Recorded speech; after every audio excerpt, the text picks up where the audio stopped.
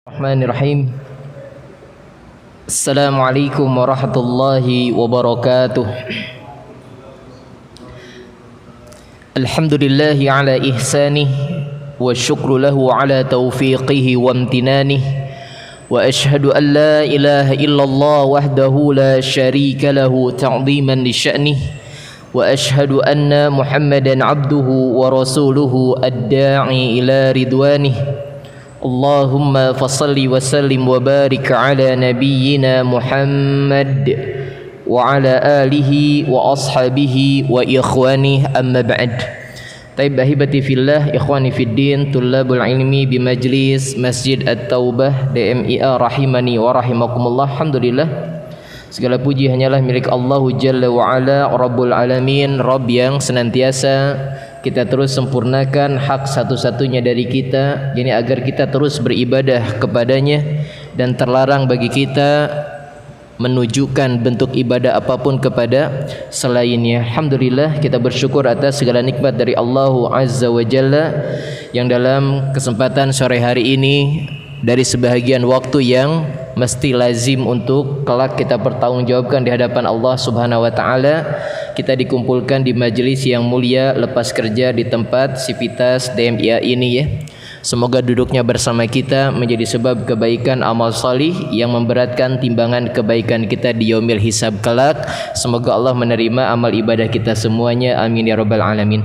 Allahumma anfa'na bima 'allamtana wa 'allimna ma yanfa'una wa zidna ilman. Taib ikhwahin, bahkan Allah Subhanahu wa taala, kita pada sore hari ini dalam pembacaan Mukhtasar Ad-Da' wa Dawa buah karya Al-Allamah Al-Imam Ibnu Qayyim Al-Jauziyah rahimahullah, masuk ke fasal yang baru ya. Setelah beberapa pertemuan bulan demi bulan ya, kita membacakan apa yang menjadi kedalaman ilmu dari al-muallif rahimahullah tentang dahsyatnya dampak buruk dari dosa dan kemaksiatan ya. Yang ini melazimkan kepada kita untuk selalu memperlindungkan diri kita kepada Allah ya, untuk mewaspadai diri kita, jangan coba mendekati sebab-sebab yang mengancam diri kita tergelincir dan terjerumus dalam dosa ya. Jangan pula meremehkan dosa-dosa yang dianggap oleh sebagian orang hanya dosa kecil, dan juga jangan lupa tatkala kita sudah membacakan beberapa poin puluhan ya dari efek buruknya dosa dan maksiat, berarti melazimkan kepada kita untuk selalu tajdidut taubah ya, terus perbaharui taubat kita, memohon ampunan kepada Allah Subhanahu wa taala. Maka kita akan masuk ke dalam fasal yang baru, yang dalam fasal ini cukup ringkas dari penjelasan Ibnu Qayyim rahimahullah tentang anwa'udz dzunub wal ma'asi ya. Pasal yang baru di halaman ke-52 tentang macam-macam atau jenis-jenis dari dosa dan maksiat. Ada yang ready baca? Atau karena waktu kita terbatas Ustadz aja? Taib ya. Taib, fadal iftahu as-safhah ats-tsani wal khamsun. Antum simak saja, buka halaman 52 ya. Berkata al-muallif rahimahullah, wa lamma kanatidz dzunub mutafawitatan fi darajatiha wa mafasidiha tafawatat uqubatuha fi dunya wal akhirah bihasabi tafawutiha. Kata beliau rahimahullah taala, tatkala dosa-dosa dan kemaksiatan itu bertingkat-tingkat ya, ada level-levelnya, dan juga dari efek kerusakannya pun bertingkat-tingkat, maka ini melazimkan bahwasanya hukumannya pun berbeda-beda. Ini kata para pensyarah kitab ini logika yang logis ya. Ini logika yang logis. Bagaimana logikanya? Dosa berbeda-beda, efeknya bertingkat-tingkat, maka hukumannya pun pasti berlevel-level. Paham atau tidak? Ini logika mudah. Paragraf pertama sudah kita dibawakan dengan logika yang sangat logis, permisalan ataupun penjelasan yang sangat mudah untuk dipahami. Tatkala dosa bermacam-macam, efeknya bertingkat-tingkat, maka hukumannya pun bertingkat-tingkat. Jenis dosa yang kemudian efeknya besar, maka hukumannya pun jauh lebih berat ya. Baik yang akan ditimpakan hukuman tersebut di dunia atau di akhirat. Ini sudah kita bahas di poin-poin tentang buruknya dosa, maka pastikan pada diri kita dosa itu pasti berefek ya. Ajilihi au ajilihi, baik secara cepat ataupun lambat ya. Maka efek tersebut bisa di dunia ataupun di akhirat. Kemudian kata beliau, summa hadhihi dzunub tanqasimu ila arba'ati aqsam. Maka kata Imam Al-Qayyim, ini hasil istiqra namanya. Apa istiqra itu? Penelaahan, analisa ya. Analisa seorang Imam Al-Qayyim Al-Jauziyah. Maka kata beliau, dosa itu terbagi menjadi empat macam. Kalau hukum asalnya kita mengetahui dosa ada dua lah klasifikasinya, yakni ada kabair dan shaghair. Ada dosa-dosa besar dan ada dosa-dosa kecil. Ini hukum asalnya ya. Yang mayoritas ulama ketika menegaskan dan merinci tentang jenis-jenis dosa, pasti klasifikasinya hanya dua, dosa besar dan dosa kecil. Contoh ada istilah yang sangat terkenal adalah kata para ulama apa? Laisal kabair bil istighfar wa laisal shaghair bil israr. Enggak ada dosa besar kalau pelakunya langsung mereka free dengan taubat dan beristighfar, dan enggak ada dosa kecil kalau terus dikerjakan terus menerus ya. Maka dari istilah ataupun dari perkataan para ulama melazimkan awalnya jenis dosa ada dua. Ini dosa besar dan dosa kecil. Namun inilah hasil istiqra dari Imam Al-Qayyim rahimahullah terkait sumber dan jenis perlakuan dosa tersebut, meniru-niru atau mencuri sifat siapa atau efek dari siapa. Kata beliau ada 4 macam. Yang pertama bisa dibaca malakiyatun atau mulkiyah. Jadi dosa yang dilakukan oleh seorang hamba, nanti penjelasannya ya, yang dia mengambil dari hak ketuhanan. Seperti apa nanti contohnya? Bersumpah selain Allah. Terus dosa sombong ya, kesombongan gitu ya. Kemudian berbuat kedoliman sampai nanti puncaknya kesyirikan ya. Kemudian wasyaitoniyah. Kemudian jenis dosa yang mewarisi sifat-sifat setan seperti hasad ya. Kemudian nanti ada penjelasan juga, ada al-ghasyas ya. Al-ghasyas itu pokoknya ingin menimpakan keburukan, termasuk menipu dan seterusnya. Kemudian wasabu'iyatun, yakni dosa dari mewarisi sifat-sifat binatang buas. Binatang buas disebut sab'un ya, sab'u ya. Itu binatang buas. Kemudian yang keempat wabahimiyatun, dan dosa-dosa yang mewarisi sifat-sifat binatang ternak ya. Jadi ini tinjauan dari Imam Al-Qayyim ketika dalam pasal ini menjelaskan tentang jenis-jenis dosa dan maksiat.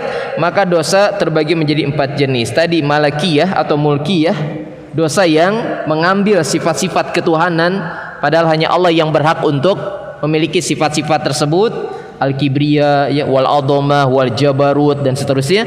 Kemudian ada syaitoniyah ya, ada iri dengki, ghil, hasad, ghish dan seterusnya, itu perilaku setan ya. Kemudian binatang buas termasuk apa?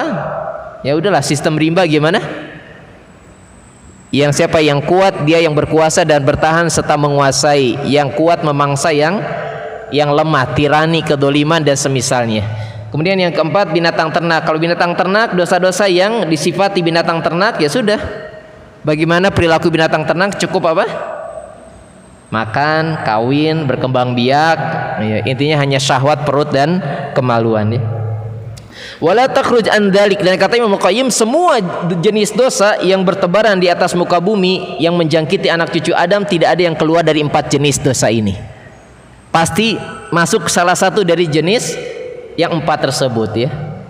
Taib, apakah penjelasan beliau tentang 4 jenis dosa tersebut? Fadzunubu malakiyah atau mulkiyah. Adapun jenis dosa yang pertama malakiyah atau mulkiyah, ayyata'ata ma la yasluhu lahu min sifati rububiyah. Ini dia mencuri ya, menggunakan sifat-sifat yang itu adalah khususon lah bahasa kita mah. Milik siapa? Milik Allah, terutama dari sisi rububiyah, perbuatan Allah. Dari sisi perbuatan Allah ya. Makanya nanti mengetahui perkara gaib hanya Allah yang tahu, kemudian didatangkan dukun mampu melakukannya dan semisalnya gitu ya. Kemudian yang bisa menolak manfaat dan mudarat hanya Allah, kemudian akhirnya datang praktikan dosa seperti apa? Pelet, tangkal, jimat, iya, dan seterusnya. Taib. Kemudian kal adhamah, di mana sifat-sifat ini harusnya hanya milik Allah, seperti adhamah, keagungan. Ini namanya hampir sama ya, keagungan. Kemudian kata beliau apa lagi? Kal kibriya wal kibriya, kesombongan. Ya. Seperti ketika Allah mengancam orang-orang yang berbuat sombong, maka Allah menegaskan dalam hadis qudsi bahwasanya kesombongan itu adalah selendangku, gitu ya. Wal kibriya'u ridai, kata Allah dalam hadis yang sahih. Kemudian juga wal jabarut. Wal jabarut itu kekuasaan, kekuatan, termasuk kerajaan ya. Wal qahar itu yang mampu menundukkan. Samalah seperti berkuasa ya. Qahar itu. Wal ulu, ketinggian. Ini mana-mana yang serupa, keagungan, kesombongan, kekuasaan, kekuatan, mampu menundukkan, ketinggian ya. Wastib'adil khalqi, kemudian menjadikan apa? Makhluk-makhluk itu menjadi hambanya. Itu hanya hak Allah. Maka kalau ada yang diperbudak oleh tuannya, diperbudak oleh seorang yang dianggap mampu memenuhi hajatnya, itu berbahaya. Itu berbahaya ya. Wastib'adil khalqi, menjadikan makhluk Allah menjadi hamba-hambanya. Itu kan hak Allah. Wa nahwi dzalik, dan ataupun yang semisal dengannya. Inilah jenis dosa yang pertama. Taib, makanya di antara doa Nabi yang mengajarkan kepada kita untuk selalu mengingatkan pada diri-diri kita bahwa perkara-perkara tadi ini kalau diambil oleh manusia termasuk dosa besar adalah doa Nabi ketika sholat malam ya. Kita tahu dalam kitab Bulughul Maram bahwasanya doa istiftah atau iftitah itu kan banyak variannya. Dan kata Ibnu Hajar Al-Asqalani rahimahullah, di antara bentuk untuk menghidupkan dan mengamalkan sunnah Nabi, amalkan bergantian. Amalkan bergantian. Hari ini antum masih baca, dulu yang pertama kali kita belajar doa iftitah apa? Allahu Akbar kabiro ya. Rata-rata Allahu Akbar kabiro lah semuanya. Betul apa benar? Betul. Allahu Akbar kabiro. Cuma yang dari sisi bacaan ini harus kita koreksi, jangan dicampur adukan. Kalau Akbar kabiro sebutnya nggak terlalu panjang, cukup Allahu Akbar kabiro walhamdulillahi katsira wa subhanallahi bukratan wa asila. Wajjahtu wajhiya itu doa yang lain. Cuma kita diajarkan dulu oleh ulama, udah dikombinasi semua langsung, inni wajjahtu wajhiya lilladzi fatara. Itulah sama, Anda juga dulu belajar begitu. Naik dikit ganti Allahumma ba'id baini, gitu ya, wa baina khotoyaya, gitu ya, kama ba'adta bainal masyriq wal maghrib. Nah ini mungkin yang masyhur sekarang. Kemudian ada yang pendek lagi dibaca apa? Subhanakallahumma wa bihamdika Allahumma ighfir atas sajatu wajhiya lilladzi, gitu ya. Banyak doanya. Nah ternyata yang dibaca oleh Nabi ketika sholat malam lain lagi. Di antara ada Nabi menyebutkan Allahumma fatiras samawati wal ar ya, Robba Jibril wa Mikail wa Israfil ya. Kemudian dul malakut wal jabarut wal kibriya wal adhamah. Nah disebutkan oleh Nabi, wahai Allah Rabb kami pencipta langit dan bumi. Wahai Allah Rabbnya Jibril, Mikail, Israfil. Ini termasuk dalil yang menunjukkan nama-nama malaikat yang sahih. Jibril, Mikail, Israfil ada dalam doa tersebut. Kemudian kata Nabi, Rabb yang memiliki dzul jabarut wal kibriya wal adhamah, yang punya kekuasaan, yang punya kerajaan, yang punya kemahabesaran, ya keagungan gitu. Iya. Maka ini milik Allah. Maka tadi hadisnya sudah Anda sampaikan, termasuk dosa yang level tinggi, dosa yang besar kalau sudah mengambil sifat-sifat ketuhanan tersebut disematkan kepada manusia. Ya. Makanya dosa kesombongan itu mengancam pelakunya tidak masuk ke dalam surganya Allah Subhanahu wa taala ya.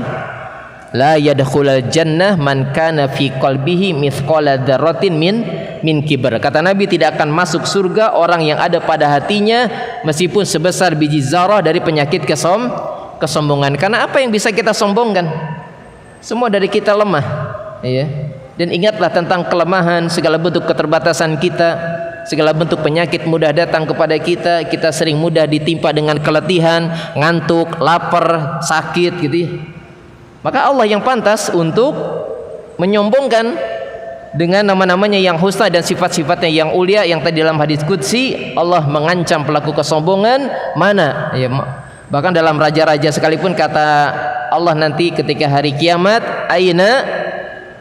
ainal mulukul ar, mana si raja-raja dunia itu dulu ya, anal al-malik ana ad-dayyan, aku ini satu-satunya raja yang raja di raja berkuasa, ad-dayyan, dan akulah yang berkuasa untuk membalas semua perbuatan kalian ya. Tapi maka ikhwatal iman azakumullah, ini jenis dosa yang pertama yang termasuk dosa yang paling besar ya. Contoh-contohnya nanti penjelasannya termasuk kesyirikan, kemudian berbicara tentang Allah tanpa ilmu ya, dan yang lainnya ya. Tapi kita rinci dulu tentang jenis-jenis dosa tersebut sebagaimana penjelasan dari Imam Ibnu Qayyim rahimahullah. Kemudian kata beliau sampai mana tadi? Wa yadkhulu fi hadhihi asyirku birrabb, termasuk dosa yang jatuh pada jenis yang pertama adalah menyekutukan Allah, berbuat kesyirikan. Udah jelas lah, antum gak usah dirinci lagi ya. Dalil-dalil tentang dosa kesyirikan harus khatam lah.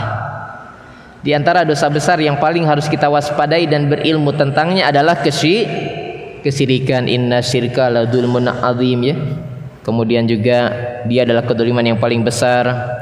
Innallaha la yaghfiru ayyushraka bi, Allah tidak akan mengampuni dosa-dosa yang menyekutukan aku dengan sesuatu apapun ya. Maksudnya sebelum mati tidak bertaubat dulu, maka pelaku dosa kesyirikan gak akan diampuni.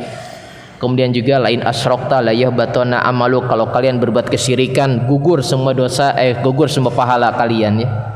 Kemudian waman yusrik billah faqad haramallahu alaihil jannah, barang siapa yang menyekutukan Allah maka diharamkan baginya surga.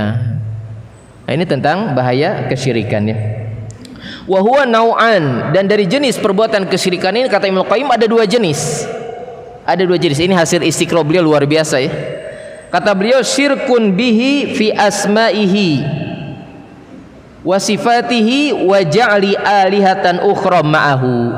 Yang pertama jelas, berbuat kesyirikan dalam nama-nama Allah yang husna dan sifat-sifatnya yang ulia, kemudian menjadikan tandingan bagi Allah Subhanahu wa taala. Ini maksudnya hanya penjelasan tentang syirik yang sebagaimana mafhum kita ketahui lah. Gampangannya menghadirkan tandingan bagi Allah, memalingkan segala bentuk ibadah kepada selain Allah ya. Ini jenis yang pertama. Jenis yang kedua, wasyirkun bihi fi muamalatihi. Jenis kesyirikan yang kedua adalah kesyirikan dalam muamalah. Ini bahasa beliau. Dalam syarahnya yang dimaksud adalah ketika dia beribadah terjangkit dengan kepentingan dunia. Itu maksudnya. Jenis kesyirikan dalam muamalah. Seperti riya, ujub, sum'ah, ada bagian dunia dari ibadah yang dia kerjakan dan mendominasi tujuan akhirat.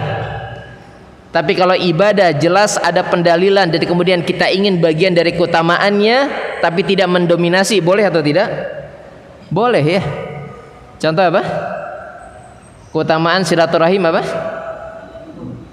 Dipanjangkan umur dan diluaskan rizki. Kata Nabi, man ahabba ayyubsata fi rizkihi wa ayyun sya'a fi umurihi falyasil rahimah. Barang siapa yang lebih suka Allah luaskan rizkinya dan Allah panjangkan umurnya, maka sambunglah silaturahim. Ketika niat kita silaturahim, bakti kepada orang tua, bantu kerabat dan semisalnya, tujuan kita akhirat, kemudian terselip pada hati kita ingin diluaskan rizki, boleh atau tidak? Boleh, karena dalil menyebutkan. Tapi jangan sampai mendominasi tujuan akhiratnya adalah ridho Allah Subhanahu wa ta'ala. Nah, yang berbahaya kalau tujuan dunianya mendominasi, itu dibahas dalam kitab tauhid nanti. Dibahas dalam kitab tauhid. Sampai Dr. Shalih Al Fauzan, gimana kalau takarannya 50-50, akhirat 50, dunia 50, meskipun susah menakarnya ya, sampai kadar 50-50 tersebut. Maka kata Dr. Shalih Al Fauzan, kata beliau, saling menjatuhkan, nol, impas, nggak dapat nanawan dia. Tapi yang dimaksud oleh beliau seperti riya, amalnya pengen dilihat oleh orang lain, disanjung ya, likers, followers, subscriber ya. Ini sudah banyak ya nasihat terkhusus dari Al Ustadz Al Fadil ya. Ya, semoga Allah menjaga beliau yang Wala uzaki ahadan, Anda tidak bermaksud untuk mentazkiyah seorang pun, tapi semoga beliau masih terjaga untuk meminimalisir lah ya, menampakkan amal-amal solih ya, seperti umroh, haji, nggak ada seliweran dokumentasi overload ya, overdosis ya, kecuali dokumentasi secukupnya saja gitu ya.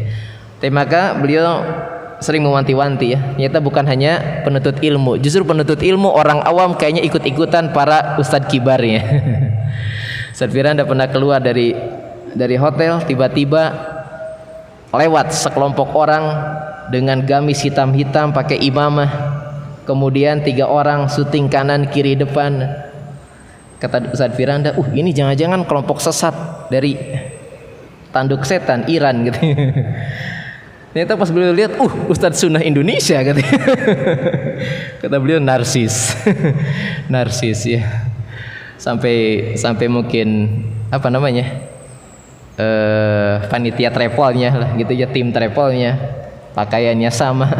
Lewat halaman hotel pas beliau keluar. Kameramen syuting, ngapain kata beliau. Ya, cuma belum sempat negar waktu itu di sana kata beliau ya. Jadi sekarang narsismenya diambil dari para asatidahnya.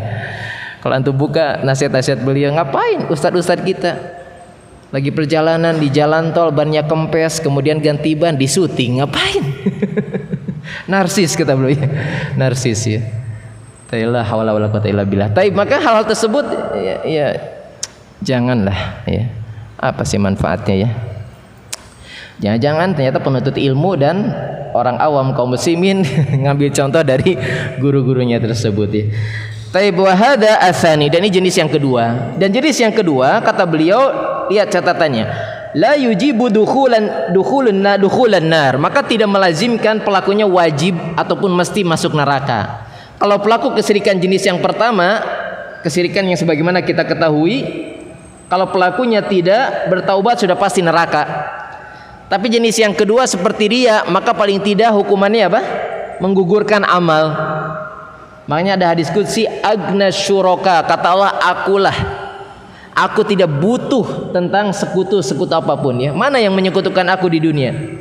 Aku yang berkecukupan, tidak butuh tentang sekutu tersebut. Maka silakan ambil bagian amalmu dengan sekutu engkau. Allah enggak butuh amalan tersebut ya.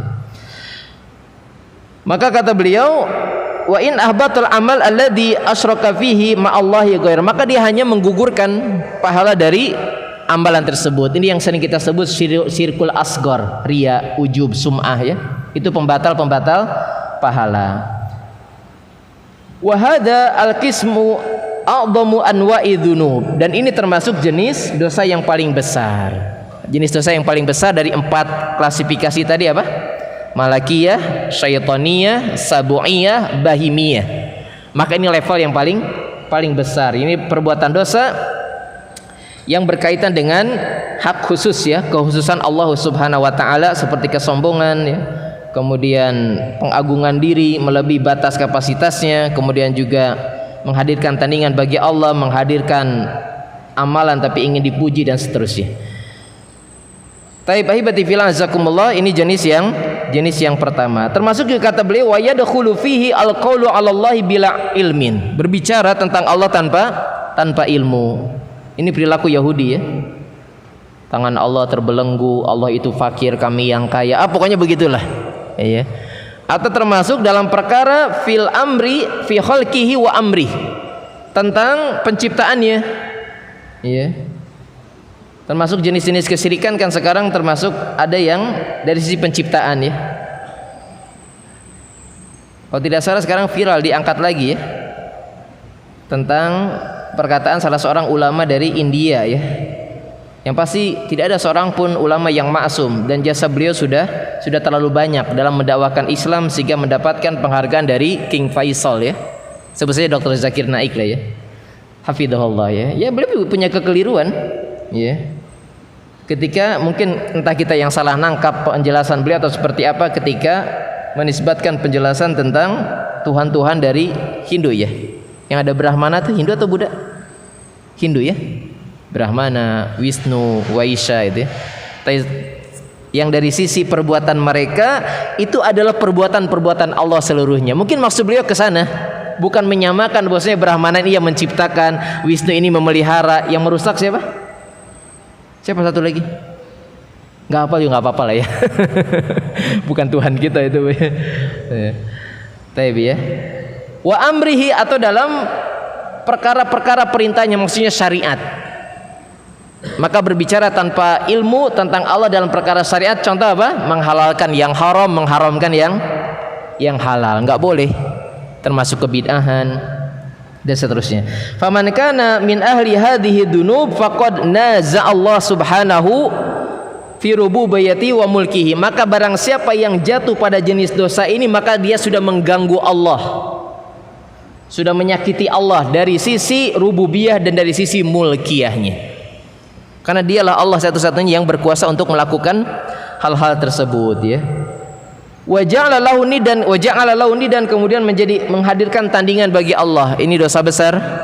Sebagaimana jawaban Nabi atas pertanyaan Ibnu Mas'ud, ayu a'dhami dzanbin, dosa apa yang paling besar? Maka kata Nabi, antaj'allahu niddan wa huwa khalaqaka.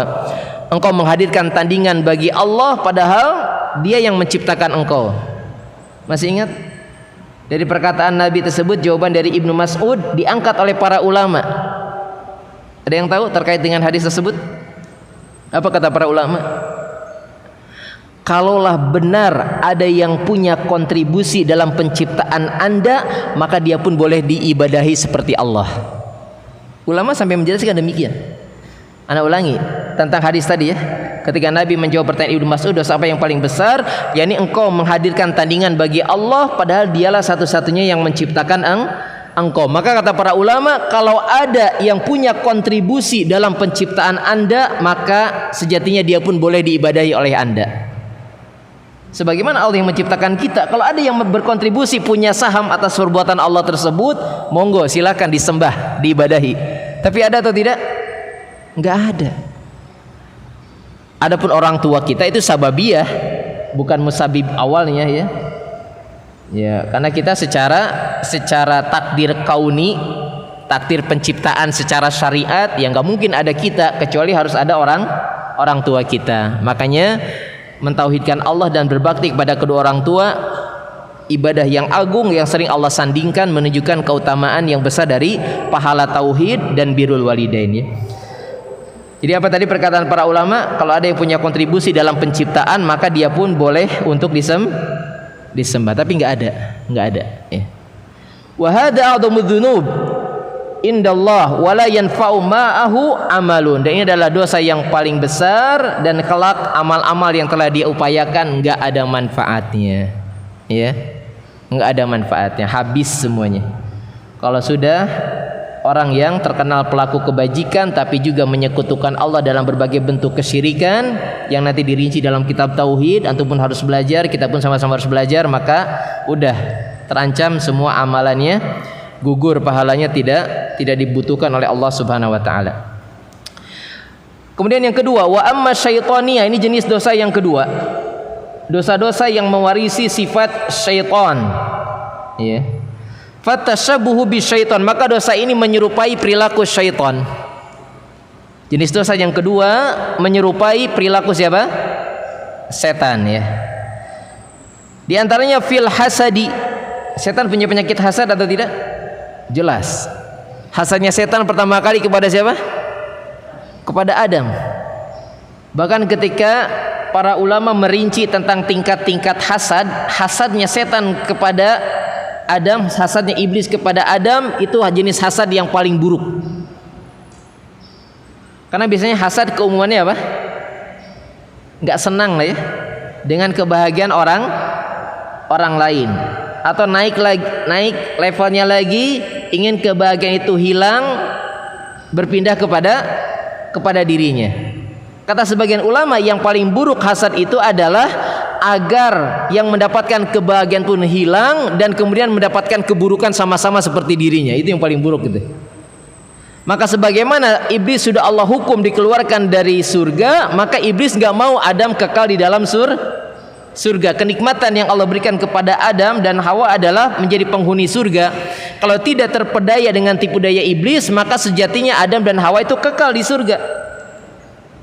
Tapi dengan bersumpahnya setan, ya, kata para ulama, iblis paling tahu sisi mana masuk untuk menggelincirkan Adam. Kenapa? Karena Adam sudah Allah pastikan, ya, terpenuhi kecukupannya, makan minumnya dan seterusnya, kesenangannya di surga, tidak ada kematian, gitu ya.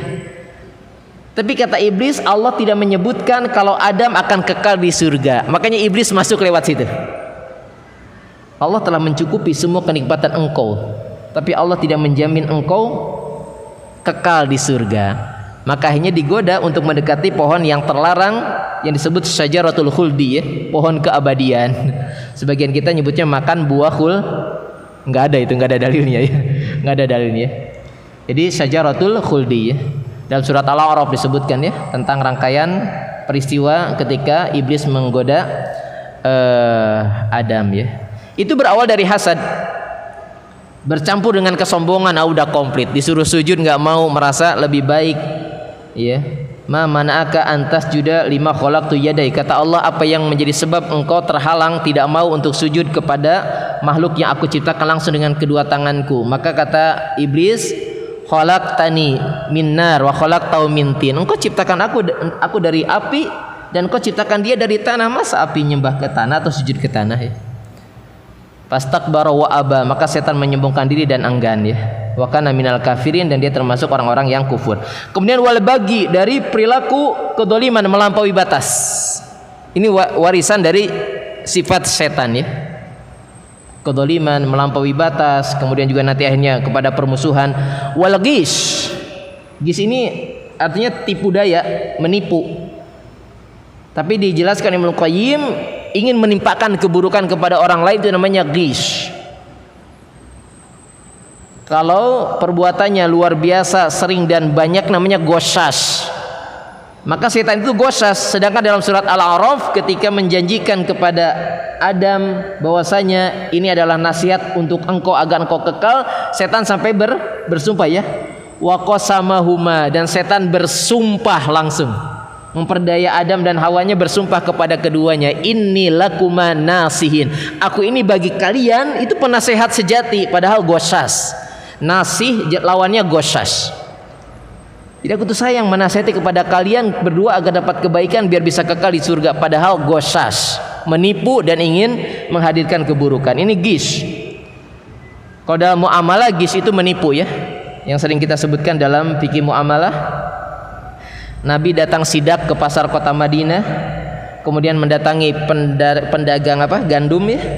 Maka sama seperti beras lah, gandum ditumpuk, kemudian Nabi masukin tangannya ke bagian dalam gandum tersebut dan mengambil segenggam. Ternyata yang Nabi ambil adalah gandum yang masih basah, atasannya kering, dalamannya basah. Maka kalau ditakar, dimikias, itu beda timbangan antara gandum kering dengan gandum basah. Maka kata Nabi, ma hadza, apa ini? Atasnya kelihatan kering tapi bawahnya dicampur dengan yang basah. Maka kata Nabi, man ghasyana falaisa minna, barang siapa yang menipu di antara kami bukan termasuk golongan kami. Itu ghish namanya. Kemudian wal ghil, ghil itu sama seperti, ya, ada iri hati, ada dongkol, ada dendam, itu masuk ghil. Itu semuanya masuk ke wilayah ghil, ya. Kedengkian, kemudian dongkol, dendam, sulit memaafkan, itu namanya ghil. Makanya di antara doa kita untuk memohonkan ampunan bagi diri kita dan saudara-saudara kita sebelum kita gimana? Rabbana ighfir lana wa li ikhwanina alladziina sabaquna bil iman wa la taj'al fi qulubina ghillal lil ladziina amanu rabbana innaka ra'ufur rahim. Surat Al-Hasyr kalau nggak salah, ya. Maka itu doa, ya. Kita meminta kepada Allah agar dibersihkan dari ghil, ya, dongkol, dendam, susah memaafkan dan seterusnya. Kemudian juga wal khida wal makar, ini satu makna, ya, menipu. Makanya disebutnya kitab tentang tipu daya iblis, talbisu iblis, ya. Ya, dalam awal surat Al-Baqarah, yukhadi'unallah, mereka ingin menipu Allah padahal mereka yang ditipu oleh Allah. Kemudian makar, ya, wa yamkurullah, ya, wa makarullah wa yamkurullah wallahu khairul makirin. Maka mereka berbuat makar, ingin memakari Allah, dan Allah sebaik-baik pembuat makar, ya. wal amri bi ma'asillah wa tahsiniha, dan juga bentuk dosa yang mewarisi sifat syaitan adalah berbuat kemaksiatan, memaksiati Allah, kemudian menghiasi kemaksiatan tersebut. Ini termasuk jenis gangguan setan ya. Membuat dosa dan maksiat nampak indah. Yang sering kita contoh gampangnya sekarang apa? Dari penamaan. Sekarang bukan pakai riba tapi apa? Bunga. Bunga. Sudah bunga berbunga. Ya. Sekarang banyak istri durhaka ya. Dikasih sama suaminya bunga beneran gak mau, pengennya bunga bang ya. Talak 3. Nasihatin dulu lah ya. Bunga bang ya. Sekarang ada Ustadz Agent Bang. Aduh, viral ini, lagi viral nih.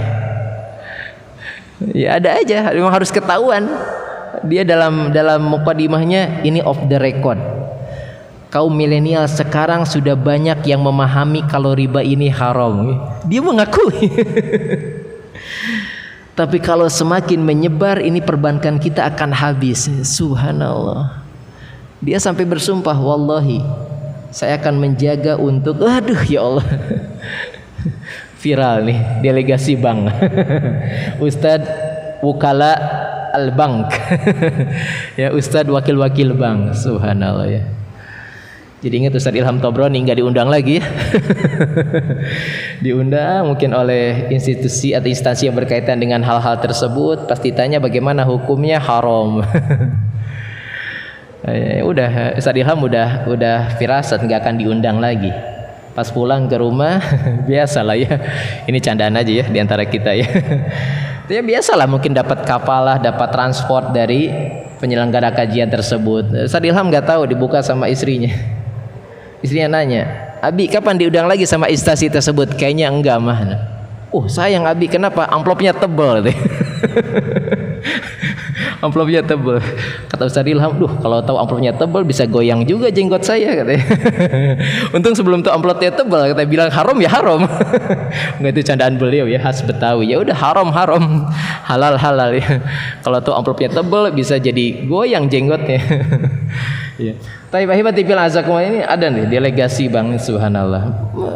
Kemudian perzinahan dengan pesek ya, PSK ya. Atau tadi riba juga apa? Margin ya. Margin lah, begitulah. Ya. Itu termasuk dari perilaku syaitaniyah. Makanya dalam banyak ayat seperti dalam surah Al-Hajr ya. Ketika salah satu janji sumpah setan untuk mencari pengikut sebanyak-banyaknya dari kalangan anak cucu Adam untuk menemani dia di neraka kelak, dalam surah Al-Hijr ya, Al-Hijr ayat ke-39, qala fa bi izzatika la uzayyinanna lahum wa la ughwiyannahum ajmain. Demi kekuasaan Engkau wahai Rabbku, aku akan hiaskan kepada mereka bentuk-bentuk kemaksiatan. Maksiat dikemas, di packing, casingnya menjadi nampak indah dan akan menggelincirkan mereka sebanyak-banyaknya. Tapi illa ibadaka minhumul mukhlasin, kecuali hamba-hambamu yang telah Engkau karuniakan sifat ikhlas. Setan sudah angkat tangan. Kalau dari hamba-hamba yang hatinya terjaga dengan sifat ikhlas ya. Kemudian wan nahyi an ta'atihi, di antara perilaku setan adalah menghalangi manusia dari ketaatan kepada Allah. Ya.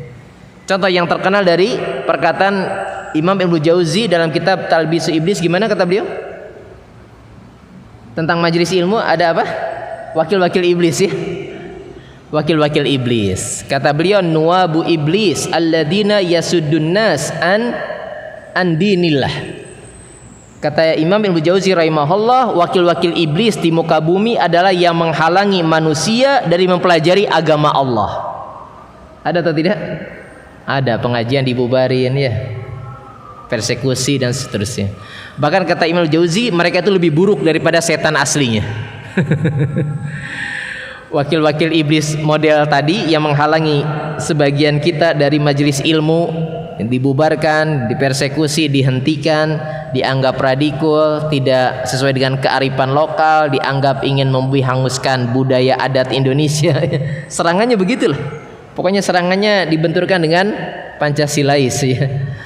Padahal kalau kita tegaskan Pancasila yang pertama, siapa yang paling menuhankan Allah yang Maha Esa siapa?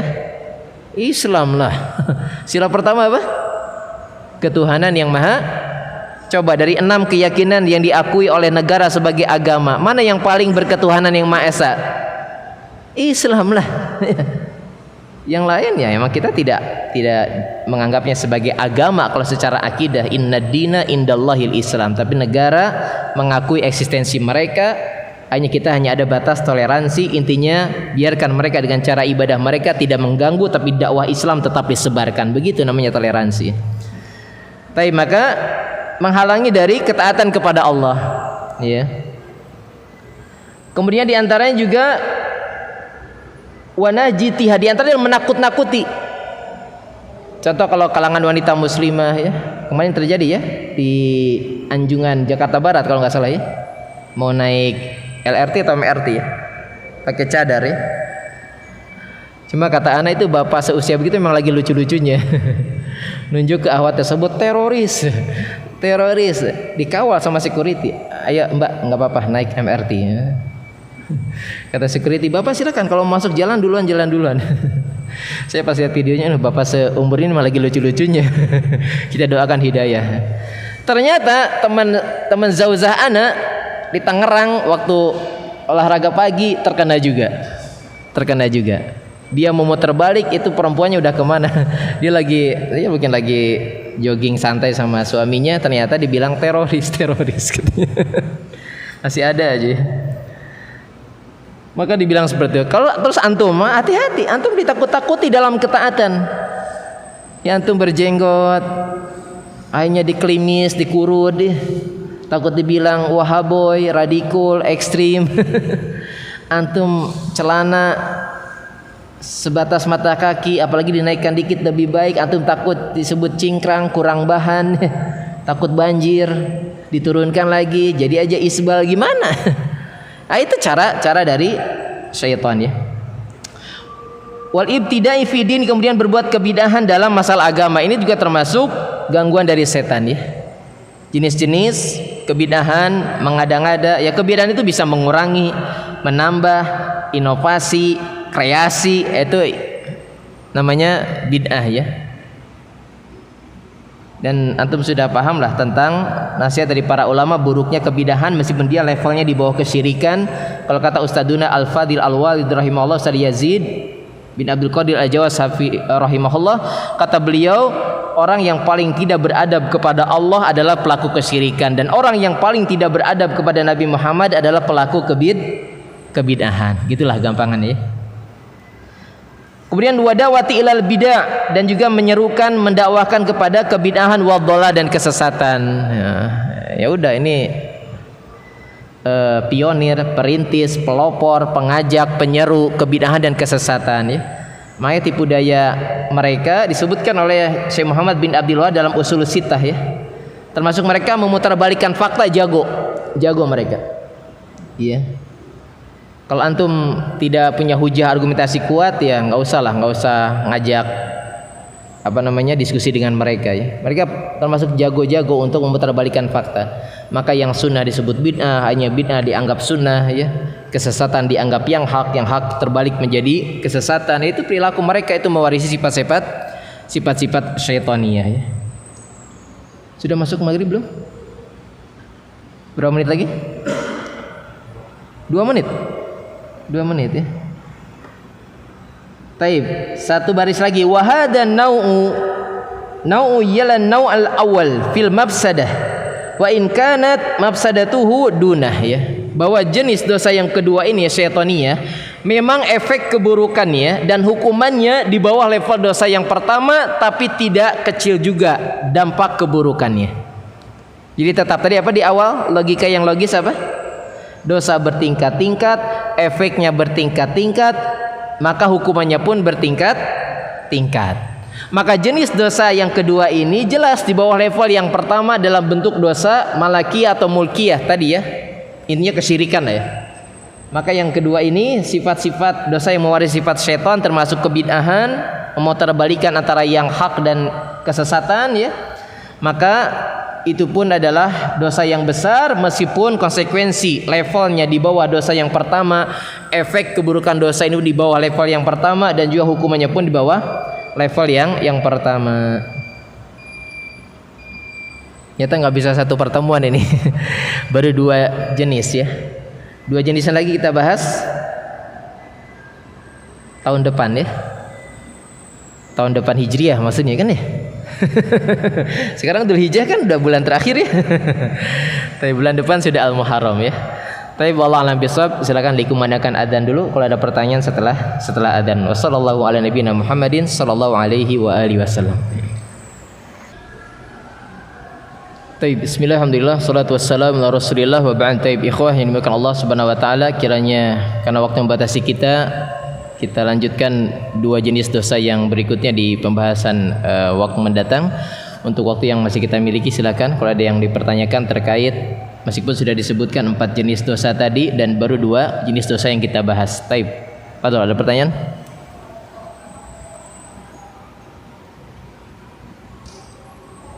Pertanyaan atau tidak?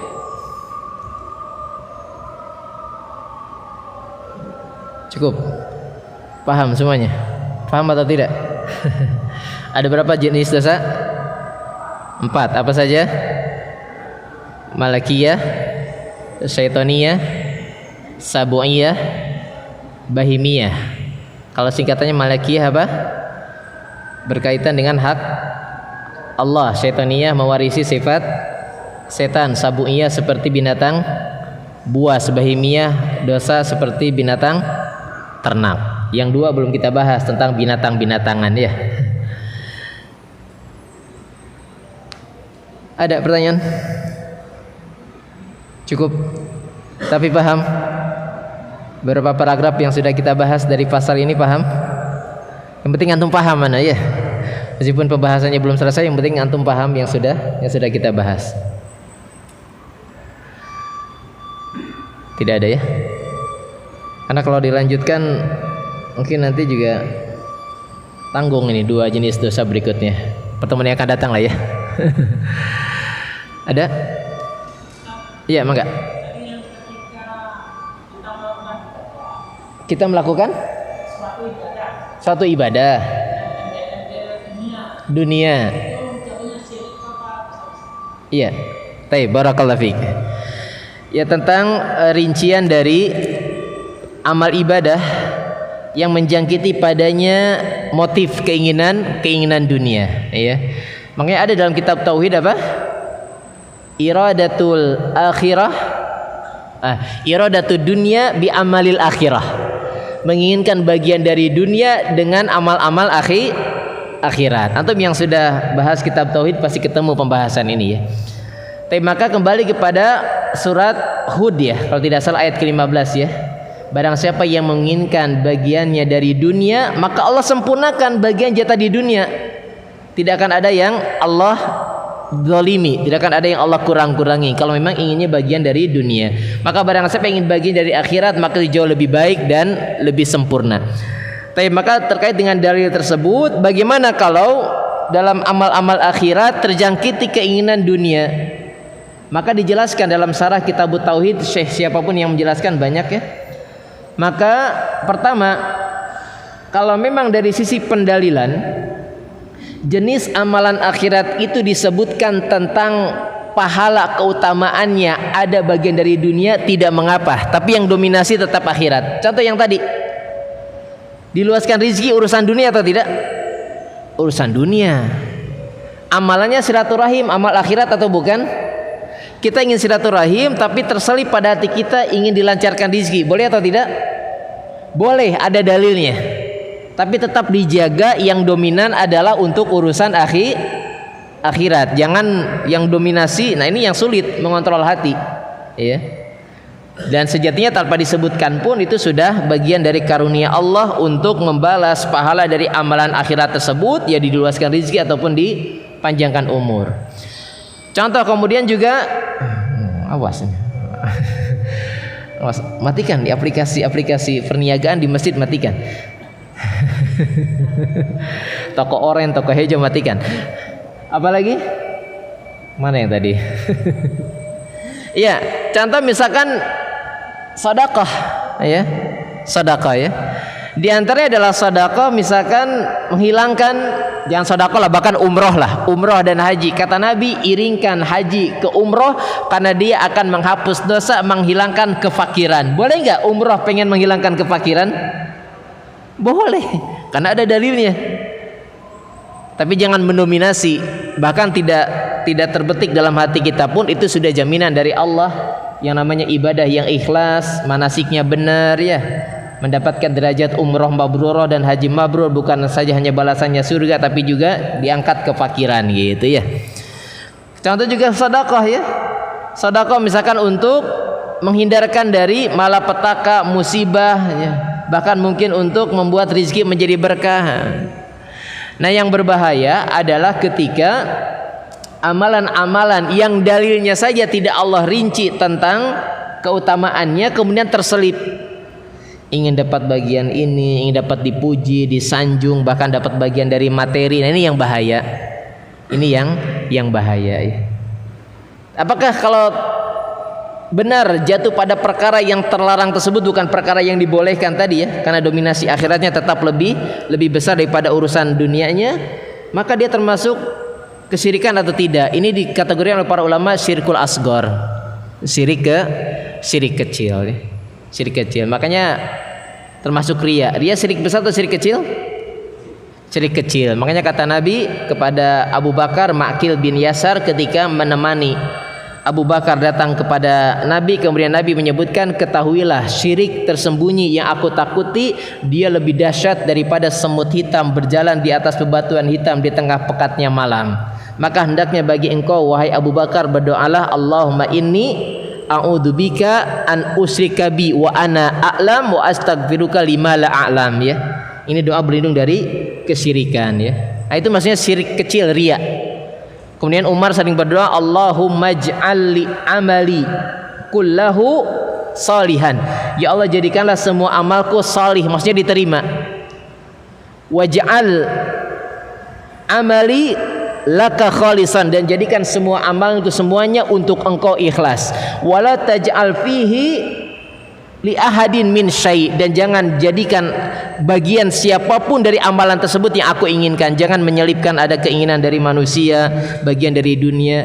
Ini dua sahabat yang mulia diajarkan oleh Nabi tentang bahaya syirik kecil tersebut ya. Jadi maksudnya syirik kecil ya, dalam perbuatan amalan yang terselip adanya keinginan atau motif duniawi, lebih cenderung oleh para ulama termasuk dalam jenis dosa syirik, tapi syirik kecil ya. Tapi ingat, yang dilihat bukan kecilnya tapi apanya?